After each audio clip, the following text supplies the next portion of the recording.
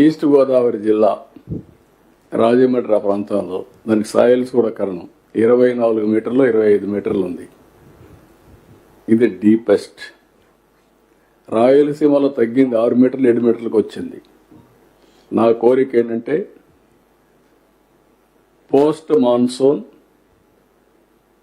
+3, pre monsoon -8. ఎప్పుడు కూడా ఈ 5 మీటర్ల వాటరే మనం వాడుకోవాలి. భూమినే జలాశయంగా చేసుకోవాలి. సర్ఫేస్లో వచ్చే జలాశయాలు ఉన్నాయి, major irrigation, medium irrigation, minor irrigation ఉన్నాయి. అన్నిట్లో నీళ్లు ఫిలప్ చేయాలి. చెక్ డ్యామ్లో నీళ్లు ఉండాలి. కంట్రోల్ ట్రెంచెస్ అన్ని రిపేర్ చేయాలి. అన్నీ చేస్తాం. ఇప్పుడు అది చేసి ఈ రీచ్కి వస్తాం. ఈ సంవత్సరం 94% ఆల్ ఇరిగేషన్ ప్రాజెక్ట్స్ నీళ్ళు వచ్చాయి. I'm proud, I'm very happy. అది చూసినప్పుడు ఎంత ఆనందం కలిగిందంటే నాకు నా జన్మ సార్థకమైందని ఫీల్ అయ్యా. ఇప్పుడు కూడా పోస్ట్ ఖరీఫ్ దగ్గర ఈరోజు ఎంత ఉన్నాయి, ఎన్ని నీళ్ళు ఉన్నాయి? 780 టీఎంసీ రిజర్వాయర్లు నీళ్లున్నాయి. అది చూసినప్పుడు ఎంత ఆనందం కలుగుతుందంటే ఇప్పుడు మళ్ళా సమ్మర్ వస్తుంది. సమ్మర్ వచ్చిన తర్వాత పంటలు ఇన్ టైం ఇవ్వగలుగుతాం. నీళ్ల కోసం వెయిట్ చేసే పరిస్థితి లేదు. వర్షాల కోసం వెయిట్ చేసే పరిస్థితి లేదు. ఒకప్పుడు వర్షాలు పడితే తప్ప పంట లేని పరిస్థితి. ఇప్పుడు నారుమళ్ళు కూడా ఒకప్పుడు నీళ్లు వస్తే నారుమళ్ళు వేసాం. ఇప్పుడు నీళ్లు వస్తే నారుమళ్ళు కాదు. నువ్వు సీజన్ ప్రకారం వేయండి. మళ్ళా తుఫాన్ రాక మునిపే పంట తీసుకునే పరిస్థితి రావాలి. అదే సమయంలో నేను అగ్రిటెక్ కూడా తీసుకొచ్చి అగ్రికల్చర్లో కూడా వినూత్నమైన మార్పులు తీసుకొచ్చాం. ఈ రాష్ట్రంలో రైతు అనే వ్యక్తి ఆత్మహత్య చేసుకోవడం కరెక్ట్ కాదు. అదే సమయంలో పక్కనే మనోహర్ గారు ఉన్నారు. ఈసారి ప్యాడీ ప్రొక్యూర్మెంట్ 95% కంప్లీట్ అయిందా?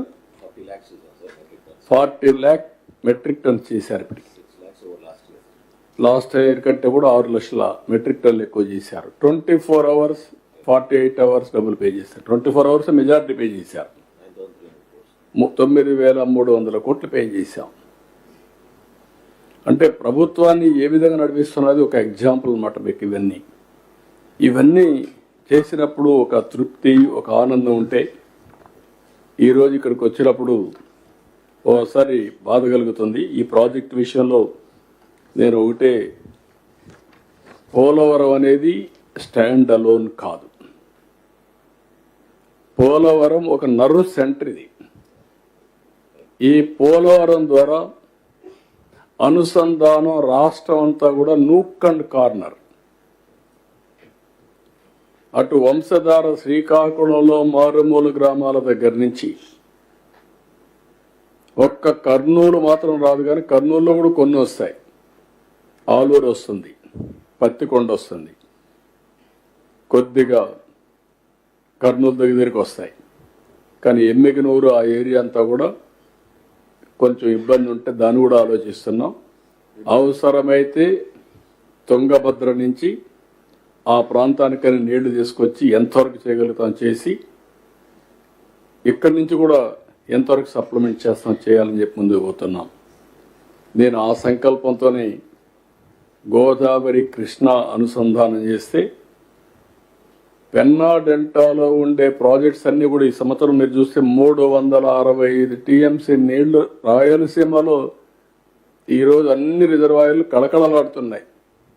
అది చూసినప్పుడు ఎంత ఆనందంగా ఉంటుందంటే, రాయలసీమ అంటే ఒకప్పుడు ఎక్కడ చూసినా నీళ్లు లేకుండా ఇబ్బంది పడే పరిస్థితి నుంచి ఈరోజు ఒక పంటకు నీళ్లు ఇవ్వాలి అనేటువంటి నెల్లూరు జిల్లా 2 పంటలు వేసుకునే పరిస్థితికి వచ్చారు. 2 కూడా వరేసే పరిస్థితికి వస్తున్నారు.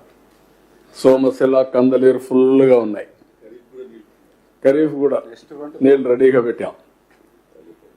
అంటే అర్లీ ఖరీఫ్ ఇవ్వడానికి. అంటే ఇవన్నీ కూడా ఎందుకంటే మేము అందుకే వాణిజ్య పంటలు కూడా వేయాలి. ప్యాడీని వేస్తే ప్రాబ్లం వస్తుందని కూడా చెప్తున్నాం. ఇవన్నీ చేస్తున్నాం. 2 రాష్ట్రాల్లో మీరు గుర్తుపెట్టుకోవాలి, అటు తెలంగాణ ఇటు ఆంధ్ర. అక్కడుండే ప్రజలు కూడా విజ్ఞప్తి చేస్తున్నాం. రాజకీయం కోసం రాజకీయాలు చేయడం కరెక్ట్ కాదు. ప్రజల కోసం రాజకీయం చేస్తే ఎప్పటికైనా మంచి ఫలితాలు వస్తాయి. తెలంగాణలో స్టార్ట్ చేసిన దేవాదుల ప్రాజెక్ట్ నేనే స్టార్ట్ చేశాను. కల్వకుర్తి నేనే స్టార్ట్ చేశాను. Lift irrigation, first Madhavareddy lift irrigation, highest lift in the country. అది సక్సెస్ అయిన తర్వాత కల్వకుర్తి దేవాదులు స్టార్ట్ చేశాం. ఏదైతే కృష్ణా డెల్టా ఆధునీకరణ కోసం పెట్టి 20 టీఎంసీ నీళ్లు పొదుపు చేసి ఆ నీళ్లు చూపించి భీమా లిఫ్ట్ ఇరిగేషన్ క్లియర్ చేశాం. ఆర్డీఎస్లో నీళ్లు రాకపోతే ఆ రోజు జోరాల లింక్ కెనాల్ పెట్టి 40,000 acres ఆఫ్ ఇరిగేషన్ మహబూబ్నగర్లో ఇచ్చాం. ఇలాంటి అనేకమైన ప్రాజెక్టులన్నీ కూడా అక్కడ గోదావరి పైన ఆలీసాగర్, ఇంకొక ప్రాజెక్టు గుప్తా అనుకుంటా, గుప్తా, ఈ 2 కూడా స్టార్ట్ చేశాం.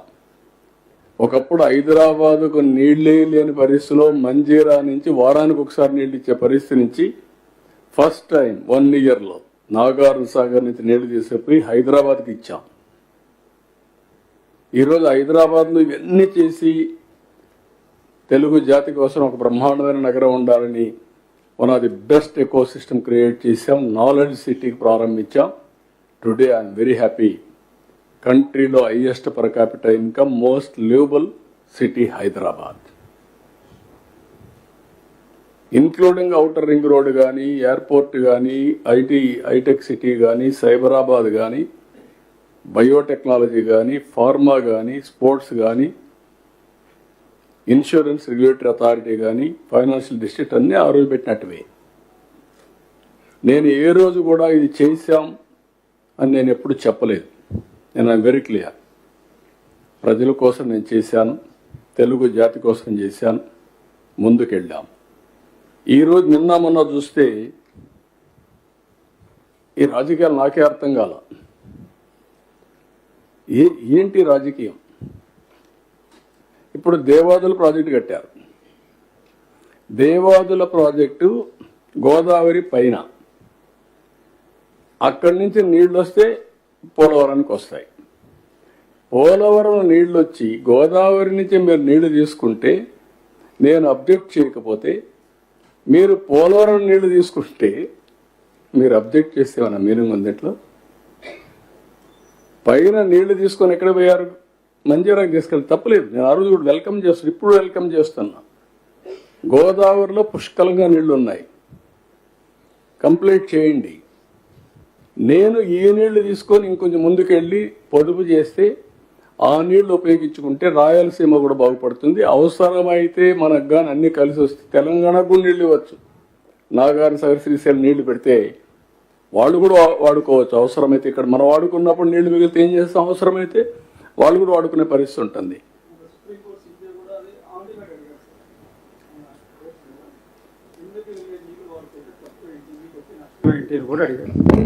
అంటే అదే అంటున్నాను, ఏంటి ఇవన్నీ?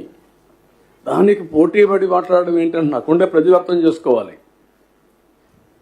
మీరు మంజీరాకి తీసుకున్నప్పుడు నేను వెల్కమ్ చేశాక తప్పలేదు. దేవాదులు ఇంకా ముందుకు తీసుకెళ్ళండి నీళ్లు, తప్పే ఉన్నట్లు. ఉండేది ఏదైతే కృష్ణాలో నీళ్లు తక్కువ ఉన్నప్పుడు పైన కడితే ఇంకా నష్టం. అది ప్రొటెక్ట్ చేసుకుంటూ కృష్ణా డెల్టాని ప్రొటెక్ట్ చేసుకొని గోదావరిని అనుసంధానం చేసుకోగలిగితే రాష్ట్రంలో ఇబ్బందులు లేవు.